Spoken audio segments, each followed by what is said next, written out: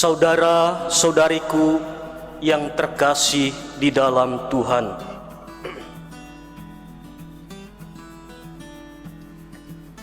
barang siapa memegang perintahku dan melakukannya, dialah yang mengasihi aku. Petikan Injil Yohanes ini mengajak kita sekalian untuk melihat kembali sejauh mana kita telah mengasihi Yesus dan melakukan segala perintah-perintahnya. Dalam Injil Yohanes yang baru saja kita dengar tadi, menceritakan bahwa pada perjamuan malam terakhir, Yesus berkata kepada murid-muridnya, "Jikalau kamu mengasihi aku, kamu akan menuruti segala perintahku.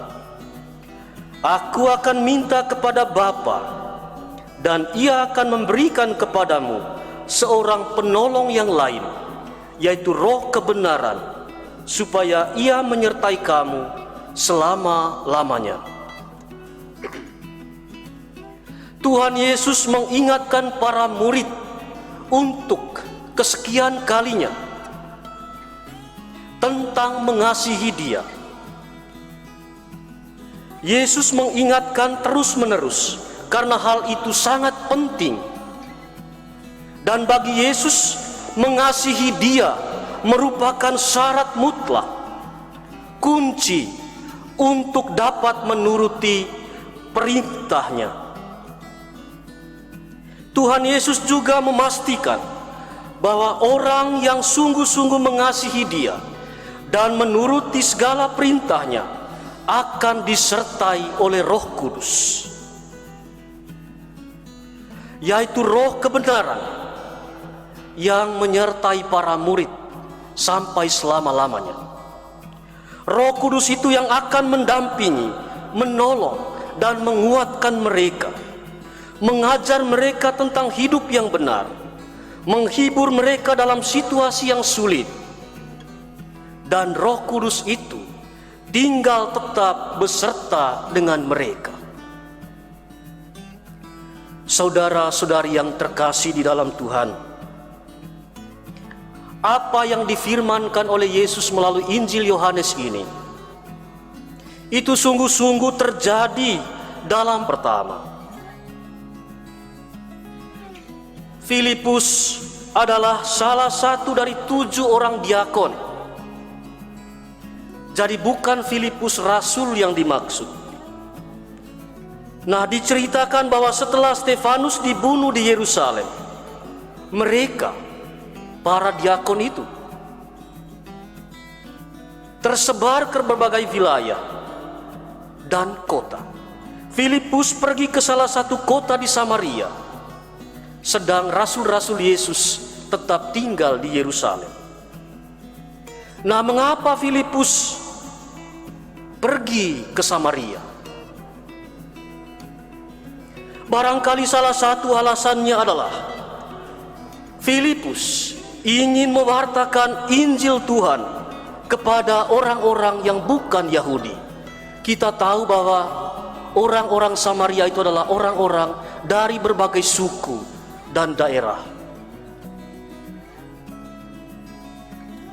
Pilihan Filipus tersebut merupakan sebuah pilihan yang sangat berani dan melampaui aturan-aturan umumnya.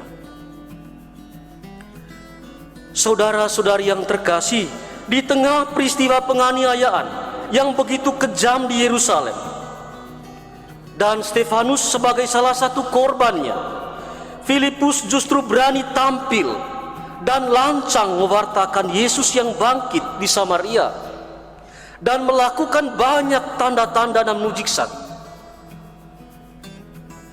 Filipus tidak takut dan gentar mewartakan Yesus. Saya sangat yakin bahwa ini merupakan karya Roh kebenaran di dalam diri Filipus. Dan Filipus melakukan itu karena ia sungguh-sungguh mengasihi Yesus. Oleh sebab itu, roh kebenaran yang dijanjikan oleh Yesus dalam kisah Injil Yohanes tadi sungguh-sungguh memenuhi dan membimbing Filipus.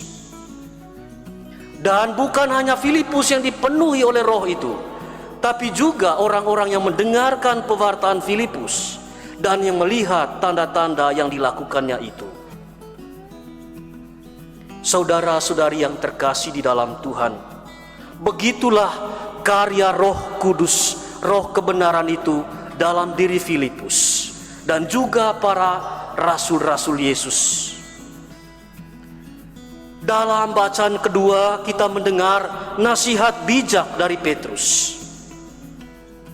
Petrus mengingatkan bahwa ketika dalam pewartaan pasti akan mengenaan celaan, bahkan penganiayaan, dan seterusnya. Petrus minta, janganlah berusaha untuk membalasnya, tetapi kita terus membangun keutamaan lemah lembut dan penuh hormat. Kejahatan jangan dilawan dengan kejahatan, tetapi dengan kebaikan. Sebab menderita karena berbuat baik jauh lebih mulia daripada menderita karena berbuat jahat. Bapak, Ibu, saudara-saudariku yang terkasih di dalam Tuhan, firman Tuhan yang kita terima hari ini benar-benar menggugat keseriusan kita. Apakah kita sungguh-sungguh mengasihi Yesus? Dan jika kita sungguh-sungguh mengasihi Yesus, berarti kita juga menuruti segala perintah-Nya. Dan jika kita telah sungguh-sungguh mengasihi Dia dan menuruti segala perintah-Nya, Tuhan Yesus pasti menyertai dan membimbing kita melalui Roh Kudus.